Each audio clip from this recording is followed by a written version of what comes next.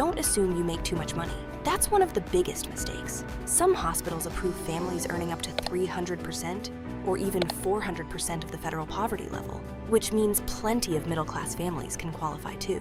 That's the loophole nobody talks about. And timing matters. Apply before the account goes to collections, because once it gets sold, things get uglier. Not impossible, just uglier. And here's another hidden trick. Even if you already started making payments, you can sometimes still apply retroactively. Yes, you can be halfway through paying and still ask for relief. Most people never know this. They just keep paying like they're trapped.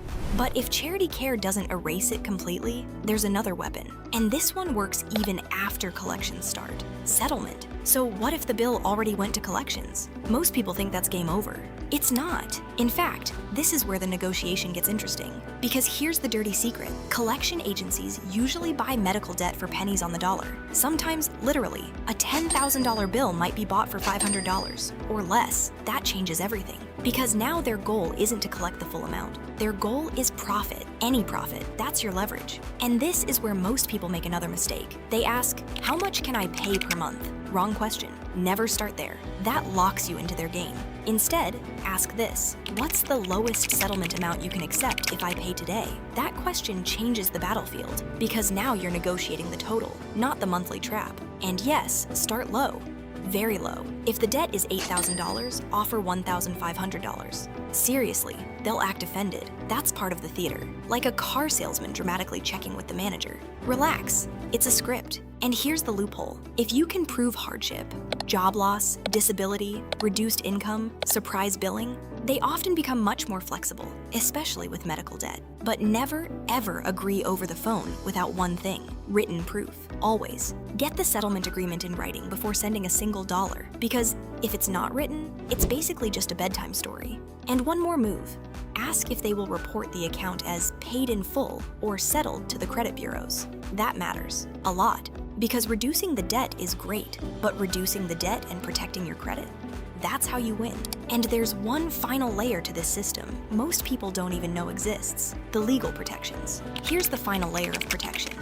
And this is where most people realize the game was never as one-sided as it looked, because hospitals and collectors count on one thing: your ignorance. Not your money, your ignorance. And there are laws built to protect you. The first is the No Surprises Act. This one is huge. If you went to an in-network hospital but got hit by an out-of-network anesthesiologist, surgeon, or emergency doctor, they often cannot legally balance bill you for the difference. Translation: that random $6,700 surprise charge from a doctor you never even chose might not be enforceable.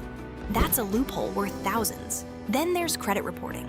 Medical debt under certain thresholds, or recently paid debts, may not hit your credit the same way they used to. Translation: panic paying to save your credit can be a terrible move if you haven't audited the bill first. And here's the master strategy smart people use. Step 1, demand the itemized bill. Step 2, audit for errors.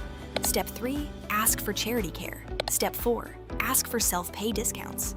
Step 5, negotiate hard if it reaches collections. Step 6, use the law when surprise billing shows up. That's the playbook. Not panic, not credit cards, not draining your retirement because a hospital printer spit out a scary number. Here's the truth. Medical bills are often less like taxes and more like negotiations disguised as emergencies. The system moves fast because it wants you scared. Fear makes people pay. Information makes people negotiate. And negotiation changes everything.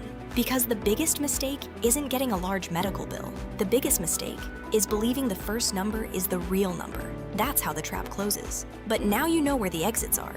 The case is open.